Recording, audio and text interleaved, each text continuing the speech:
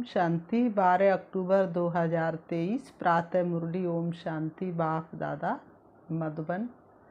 आज बाबा ने सुनाया, मीठे बच्चे श्रीमत पर चलो तो तुम्हारे सब भंडारे भरपूर हो जाएंगे।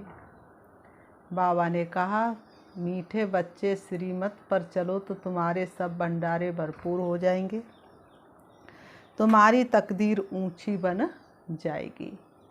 प्रश्न बाबा ने किया, इस कलयुग में किस चीज़ का देवाला निकल चुका है? देवाला निकलने से इसकी गति क्या हुई है? इस कलयुग में किस चीज़ का देवाला निकल चुका है? देवाला निकलने से इसकी गति क्या हुई है? उत्तर में बाबा ने बताया, कलयुग में पवित्रता, सुख और शांति का देवाला निकल चुका है। इसलिए भारत सुखधाम से दुखधाम, हीरे से कौड़ी जैसा बन गया है। ये खेल सारा भारत पर है। खेल के आदि मध्य अंत का ज्ञान अभी बाप तुम्हें सुना रहे हैं। तकदीरवान सौभाग्यशाली बच्चे ही इस ज्ञान को अच्छी रीति समझ सकते हैं। गीत में बाबा ने बताया, भोलेनाथ से निराला, शंभुनाथ से निराला कोई और नहीं। भोले नाथ से निराला, शंभुनाथ से निराला कोई और नहीं।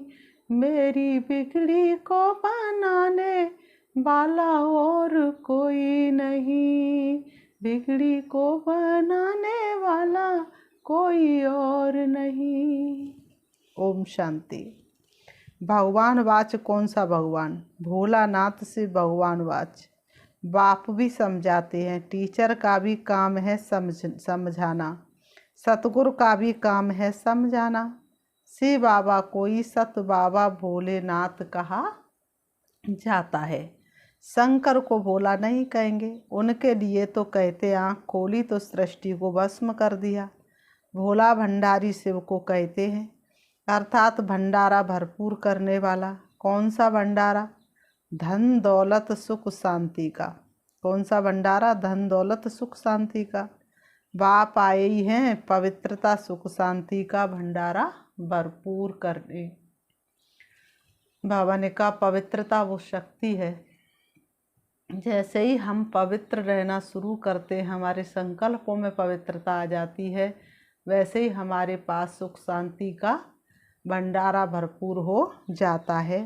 कलयुग में पवित्रता सुख शांति का देवाला है, क्योंकि रावण ने श्राप दिया हुआ है। सब शोक वाटिका में रोते पीटते रहते हैं। भोलानाथ से बैठ सृष्टि के आदि मदंत का राज समझाते हैं, अर्थात तुम बच्चों को त्रिकालदर्शी बनाते हैं। ड्रामा को तो और कोई जानते ही नहीं। बाबा ने कहा, ड्रामा को तो और कोई जानते ही नहीं। तूने ही वेद खोले सारे अगम निगम के, तो आने जाने का वेद भगवान आकर के खोलते हैं। बाबा ने कहा, आदि मध्य अंत का कोई को ज्ञान है ही नहीं। माया ने बिल्कुल ही बेसमझ बना दिया है। बाबा ने कहा, भारत का ही ये हार जीत सुख दुख नाटक है। भारत हीरे जैसा सालवेंट था, भारत क्या कहलाए, अब कौड़ी जैसा इंसॉल्वेंट है। भारत सुखधाम था, अब दुखधाम है। भारत हेवन था, अब हेल है। हेल से फिर हेवन कैसे बनता है? उसके आदि मदंत का ज्ञान सिवाय ज्ञान सागर के कोई समझा न सके। मनुष्य की ताकत नहीं जो आदि मदंत का ज्ञान सुनाए। ये भी बुद्धि में निश्चय होना चाहिए। निश्चय उनको होता जिनकी तकदीर खुलनी है। बाबा ने कहा, निश्चय किनको होता जिनकी तकदीर खुलनी होती है, जो सौभाग्यशाली बनने वाले हैं। दुर्भाग्यशाली तो सभी है ही। दुर्भाग्यशाली माना तकदीर बिगड़ी हुई है, भ्रष्टाचारी हैं। बाप आकर श्रेष्ठाचारी बनाते हैं। परंतु उस बाप को भी कोई मुश्किल समझ सकते हैं, क्योंकि उनको देह नहीं है। सुप्रीम आत्मा बात करती है। पावन आत्मा होती हैं सतयुग में, कलयुग में सब पतित है। अनेक मनोकामनाएं लेकर जगदम्बा के पास जाते हैं। जानते कुछ भी नहीं, फिर भी बाप कहते हैं जो जो जिस जिस भावना से पूजा करते, तो मैं उनको अल्पकाल क्षण भंगुर के लिए फल दे देता हूँ। जाकी रही भावना जैसी, प्रभु मूरत देखी तिन तैसी। जड़ मूर्ति कभी उसका फल नहीं दे सकती। फल देने वाला, अल्पकाल सुख देने वाला मैं ही हूँ, और बेहद के सुख का दाता भी मैं ही हूँ। मैं दुख दाता नहीं हूँ। बाबा कहते मैं दुख देने वाला नहीं हूँ, मैं तो दुख हरता सुख करता हूँ। तुम आए हो दुख सुख धाम में स्वर्ग का वर्षा पाने। इसमें परहेज बहुत है। बाप समझाते आदि में है सुख, फिर मध्य में है भक्ति मार्ग में। बाबा ने कहा शुरू होता है तो सुख पूरा हो, दुख शुरू होता है। भक्ति मार्ग शुरू होता है तो क्या होता है, सुख पूरा हो जाता है और दुख शुरू होता है। बाबा कहते दुख शुरू हो जाता है। बाबा कहते फिर देवी देवता वाम मार्ग में भिखारी बन गिर पड़ते हैं, जहाँ से ही फिर भक्ति शुरू होती है। तो आदि में सुख, मध्य में दुख शुरू होता है। मध्य में तो बाबा ने कहा इतना दुख नहीं होता, लेकिन अंत में तो महान दुख होता है, क्योंकि पूरी तरह से आत्मा के अंदर 5 विकार आ जाते हैं। आत्मा पूरी तरह से जड़ जड़ीभूत हो जाती है। बाप कहते अब सर्व का शांति सुखदाता मैं हूँ, तुमको सुखधाम में चलने के लिए तैयार कर रहा हूँ। बाकी सब हिसाब किताब चुकतू कर शांति धाम में चले जाएंगे। सजाएं तो बहुत खाएंगे, ट्रिब्यूनल बैठती है। बाबा ने समझाया है। काशी में भी बलि चढ़ते थे। काशी कलवट कहते हैं ना, जब काशी में शिव का मंदिर है, वहाँ भक्ति मार्ग में शिव बाबा की याद में रहते हैं। कहते बस अब आपके पास जाऊँ, अब आपके पास आऊँ। बहुत रो रो कर शिव पर बलि चढ़ते हैं। ये सोचते हैं भगवान को हम जान कुर्बान कर देंगे तो भगवान खुश होगा, लेकिन वास्तव में भगवान कोई जान की बाजी नहीं लेता है। भगवान तो 5 विकारों की बलि लेता है। भगवान कोई जान की बलि नहीं लेते। तो रो रो कर शिव पर बलि चढ़ते तो अल्पकाल क्षण भंगुर थोड़ा फल मिल जाता है। यहाँ तुम बलि चढ़ते हो अर्थात जीते जी शिव बाबा का बनते हो 21 जन्म का वर्षा पाने के लिए। जीव घात की बात नहीं, जीते जी बाबा मैं आपका हूँ। वह तो शिव पर बलि चढ़ते हैं, मर जाते हैं, समझते हम शिव बाबा का बन जाऊंगा, परंतु बनते नहीं हैं। यहाँ तो जीते जी बाप का बने, गोद में आए, फिर बापू की मत पर चलना पड़े, तब ही श्रेष्ठ देवता बन सकते हैं।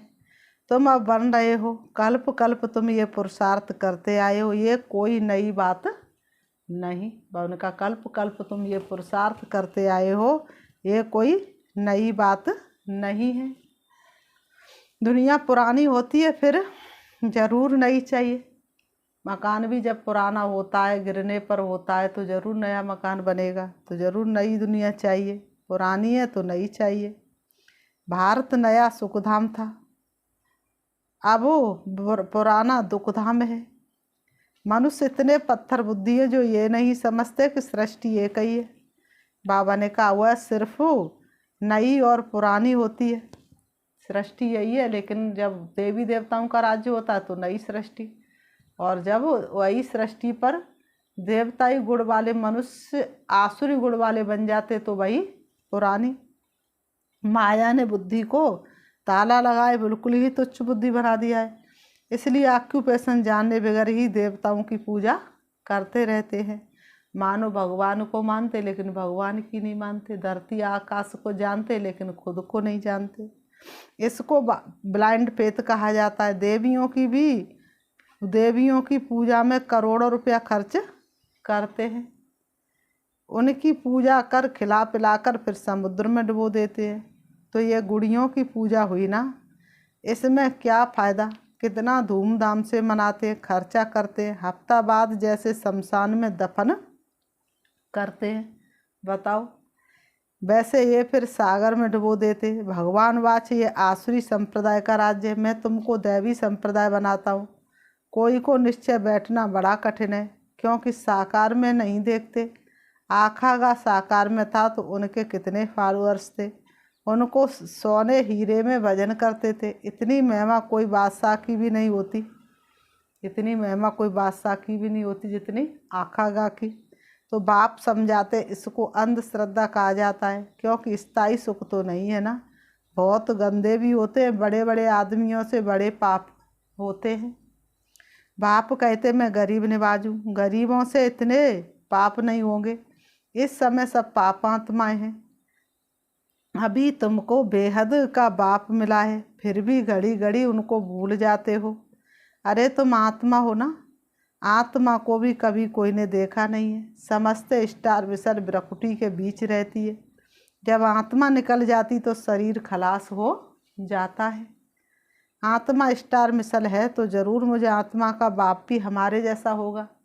जैसा बाप वैसा बेटा, परंतु वह सुख का सागर, शांति का सागर है। निराकार वर्षा कैसे देंगे, जरूर ब्रकुटी के बीच आकर बैठेंगे। आत्मा ज्ञान धारण कर दुर्गति से सदगति में जाती है। अब जो करेगा सो पाएगा। बाबा ने कहा ये प्रभु मिलन का समय चल रहा है, भगवान धरती पर आया, उनका कार्य पूरा हो रहा है। जो करेगा सो पाएगा।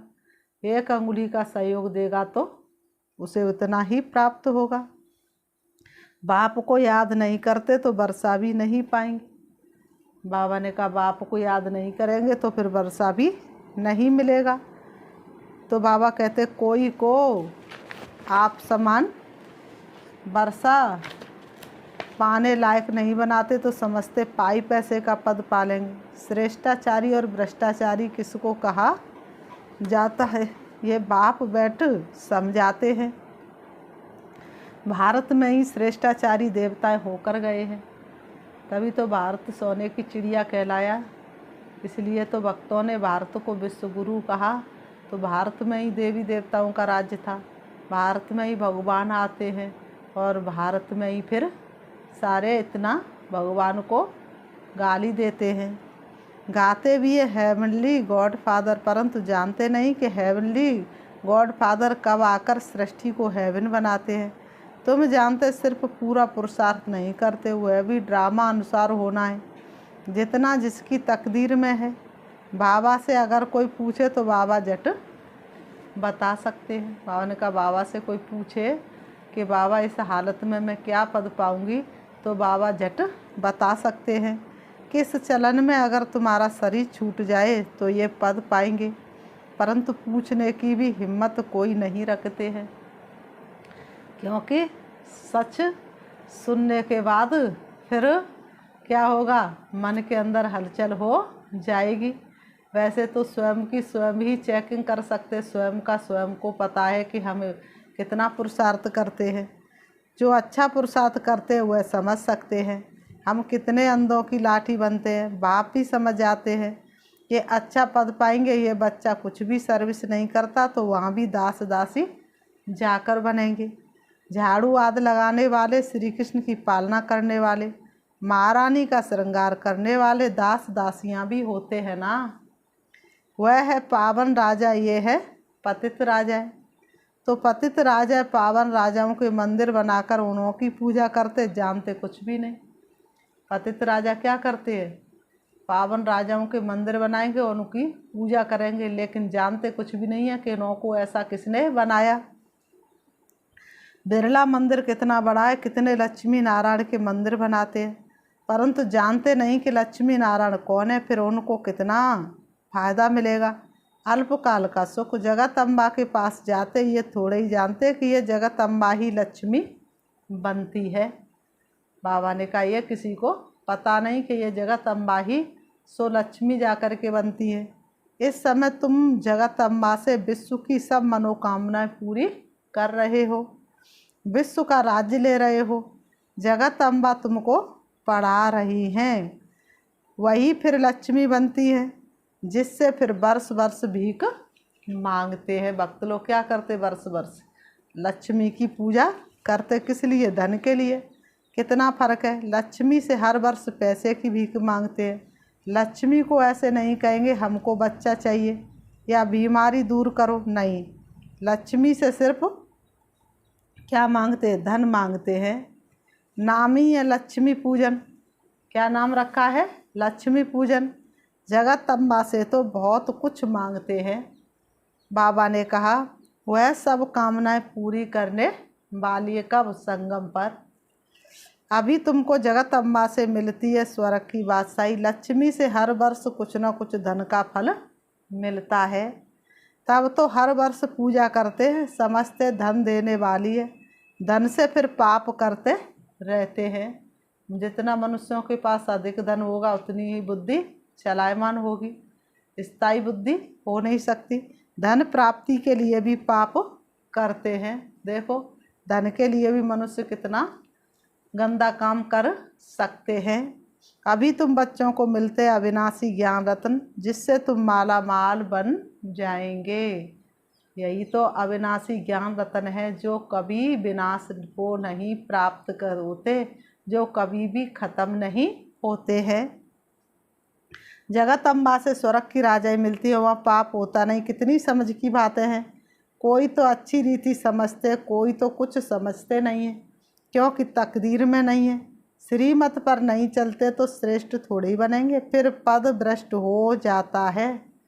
श्रीमत पर नहीं चलेंगे तो कैसे श्रेष्ठ बनेंगे? फिर बाबा कहते फिर पद भ्रष्ट हो जाता है।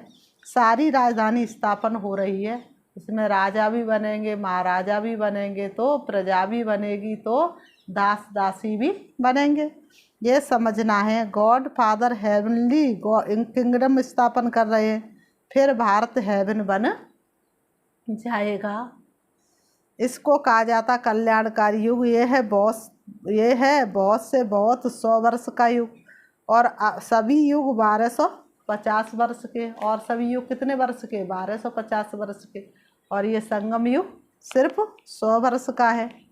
अजमेर में बैकुंठ का मॉडल दिखलाते हैं। स्वर्ग कैसा होता है? स्वर्ग तो जरूर यहाँ ही होगा ना। थोड़ा भी सुना तो स्वर्ग में आएंगे, परंतु पढ़ेंगे नहीं। तो जैसे भील है, प्रजा भी नंबरवार होती है ना, परंतु वहाँ गरीब साहूकार सुख सबको रहता है, कोई दुखी नहीं होता। जैसे यहाँ पर गरीब साहूकार सब दुखी है, सतयुग में गरीब साहूकार सब सुखी होंगे। यहाँ तो दुख ही दुख है। भारत सतयुग में सुखधाम था, कलयुग में दुखधाम है। ये वर्ल्ड की हिस्ट्री ज्योग्राफी रिपीट होती है। बाबा ने कहा ये वर्ल्ड की हिस्ट्री ज्योग्राफी रिपीट होती है। गॉड एक है, वर्ल्ड भी एक है। रचता सभी का एक है, रचना सभी की एक है, ये जान लो। शिव एक है तो भगवान कितने हैं? भगवान एक है। नई वर्ल्ड में पहले है भारत, अभी भारत पुराना है, जिसको फिर नया बनना है। ये वर्ल्ड की हिस्ट्री ज्योग्राफी ऐसे रिपीट होती रहती है, और कोई इन बातों को नहीं जानते और ना ही बतला सकते हैं। बाबा ने कहा सब तो एक जैसे नहीं होते हैं। मर्तबे तो वहाँ भी रहेंगे, वहाँ सिपाही लोग होते नहीं, क्योंकि वहाँ डर होता नहीं, कोई चोर नहीं, 5 विकार नहीं, तो सिपाही और पुलिस की कोई ज़रूरत नहीं। यहाँ तो डर है, इसलिए सिपाही याद रखते हैं। भारत में टुकड़े टुकड़े कर दिए हैं। सतयुग में पार्टीशन होता नहीं। बाबा कहते लक्ष्मी नारायण का एक ही राज्य चलता है, पाप कोई होता नहीं। अब बाप कहते बच्चे मेरे से सदा सुख का वर्षा लो, मेरी मत पर चलकर सदगति का मार्ग एक ही बाप दिखाते हैं। ये है शिव शक्ति सेना जो भारत को स्वर्ग बनाती है। ये तन मन धन सब इस सेवा में लगाते हैं। उस बापू जी ने कृष्ण को भगाया, ये भी ड्रामा में था, परंतु उनसे कोई सुख नहीं हुआ। ये मिलेगा, ये होगा, मिलना है सिर्फ बाप से, बाकी ये तो सब खत्म हो जाएगा। कहते व्रत कंट्रोल करो, उसके लिए माथा मारते रहते, होगा कुछ भी नहीं। कभी थोड़ी लड़ाई शुरू हो जाए तो फैमन पड़ जाएगा, 1-2 में मारा मारी हो जाएगी। थोड़ी भी लड़ाई हुई अकाल पड़ जाएगा, 1-2 में मारा मारी हो जाएगी। फिर बाबा ने कहा अच्छा मीठे मीठे सिकीलते बच्चों प्रति माता पिता बाप दादा का याद प्यार। और गुड मॉर्निंग रूहानी बाप की रूहानी बच्चों को नमस्ते। हम रूहानी बच्चों की रूहानी बाप दादा को याद प्यार और नमस्ते नमस्ते नमस्ते। धारणा के लिए मुख्य सार नंबर 1, जीते जी बाप पर बलि चढ़ना है, अर्थात बाप का बनकर बाप की ही श्रीमत पर चलना है। आप समान बनाने की सेवा करनी है। जीते जी बाप पर बलि चढ़ना है, अर्थात बाप का बनकर बाप की ही श्रीमत पर चलना है। आप समान बनाने की सेवा करनी है। नंबर 2, अविनाशी ज्ञान रत्नों का दान कर जगदम्बा समान सर्व की मनोकामनाएं पूर्ण करने वाला बनना है। वरदान, सेवाओं में सदा सहयोगी बन सहज योग का वरदान प्राप्त करने वाले विशेषता संपन्न भव। सेवाओं में सदा सहयोगी बन सहज योग का वरदान प्राप्त करने वाले विशेषता संपन्न भव। स्पष्टीकरण है, ब्राह्मण जीवन विशेषता संपन्न जीवन है। ब्राह्मण बनना अर्थात सहज योगी भव का वरदान प्राप्त करना, यही सबसे पहला जन्म का वरदान है। इस वरदान को बुद्धि में सदा याद रखना, यह है वरदान को जीवन में लाना। बाबा जो भी वरदान देते उन वरदान को क्या करना, बुद्धि में रखना। वरदान को कायम रखने की सहज विधि है सर्व आत्माओं के प्रति वरदान को सेवा में लगाना।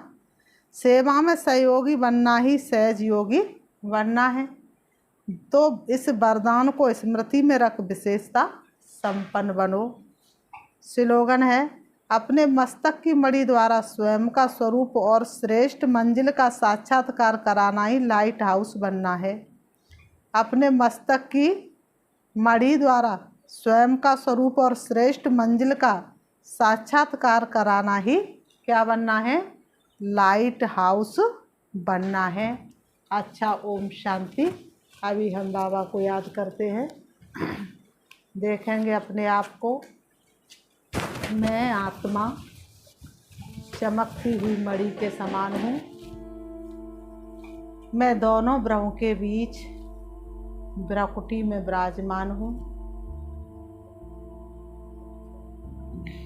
भगवान ने आकर के मुझे पवित्रता का वरदान दिया।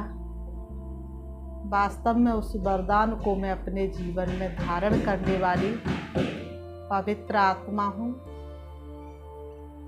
पवित्रता मुझे आत्मा की मुख्य पूंजी है, मुख्य गुण है। पवित्रता के कारण मुझे आत्मा में सुख शांति भरपूर है। वास्तव में मैं आत्मा पवित्र हूँ, पवित्रता के सागर की संतान हूँ। सृष्टि रंग मंच पर मैं पाठ बजा रही हूँ। अब मैं आत्मा सारे विश्व का कल्याण करने के लिए पवित्रता के सागर शिव बाबा के पास जा रही हूँ। मन और बुद्धि से मैं आत्मा उड़ रही हूँ।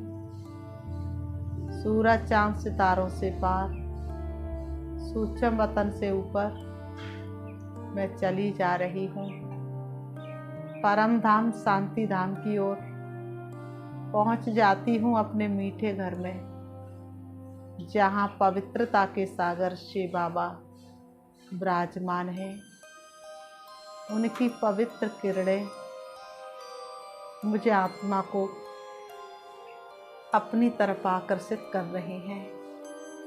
मैं आत्मा पवित्रता की किरणों के नीचे हूँ और मैं आत्मा पवित्र किरणों से भरपूर हो रही हूँ। मुझे आत्मा की अपवित्रता समाप्त हो रही है। मैं आत्मा सुख शांति से भरपूर हूँ। मुझे आत्मा के अंदर दुख अशांति समाप्त होती जा रही है और मैं सुख शांति से भरपूर होती चली जा रही हूँ। शिव बाबा की अनंत किरणें मुझे आत्मा में समाती जा रही है और मैं आत्मा शक्तिशाली बन रही हूँ। शिव बाबा से शक्ति लेकर मैं वापस आ रही हूँ। परम धाम से नीचे, सूक्ष्म वतन से भी नीचे तारागढ़ से नीचे, चंद्रमा से भी नीचे मैं आत्मा आ जाती हूँ सृष्टि रंगमंच पर। आकर के दोनों ब्रह्मों के बीच भ्रकुटी में विराजमान हो जाती हूँ। मुझ आत्मा की शक्तिशाली किरणें चारों तरफ फैल रही हैं। मुझ आत्मा की शक्तियाँ चारों तरफ के वातावरण को शक्तिशाली बना रही हैं। सभी मनुष्यों के दुख दर्द को दूर कर रही हैं। ओम शांति।